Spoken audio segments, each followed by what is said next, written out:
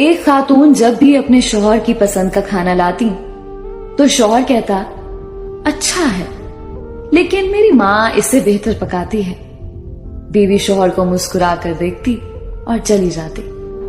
اور جب بھی بیوی اچھا پرفیوم لگاتی وہ اسے کہتا ہے کمال ہے، میری ماں کی خوشبو کی طرح ہے.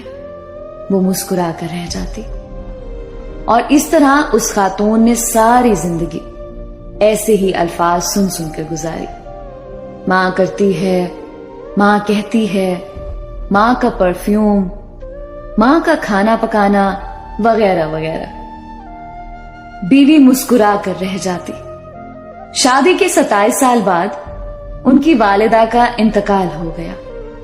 والدہ کی تدفین کے بعد شوہر اکیلا بیٹھا تھا.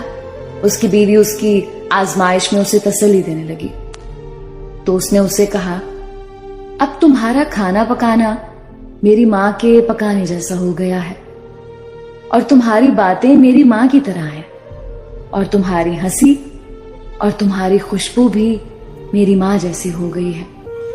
بیوی مسکرا کر بولی وہ کیسے؟ تو شوہر نے کہا میں نے تم سے 27 سال کی عمر میں شادی کی تھی اور ہماری شادی کو 27 سال ہو چکے ہیں. اب تم میری ماں جیسی سوچ رکھنے لگی ہو. بیوی کہنے لگی آپ ریاضی کے پروفیسر ہیں پھر بھی آپ کا حساب غلط ہے. شوہر نے کہا وہ کیسے؟ بیوی کہنے لگی میں جب تک زندہ ہوں آپ کی ماں کے برابر نہیں بن سکتی.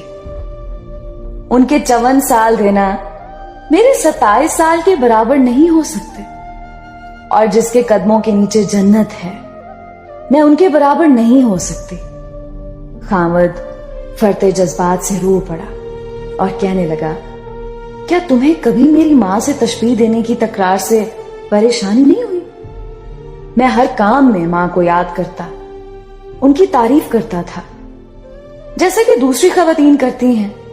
اس نے کہا نہیں، کبھی نہیں، بلکہ معاملہ اس کے برعکس ہے.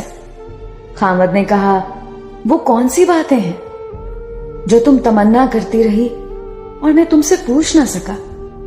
بیوی نے کہا جب بھی آپ اپنی ماں کی بات کرتے اور میرا موازنہ ان سے کرتے تھے میں کہتی اے اللہ میرے بیٹے کے دل میں میری محبت ویسی ہی ڈال دے جس طرح تو نے اس کی دادی کی محبت اس کے باپ کے دل میں ڈالی ہے.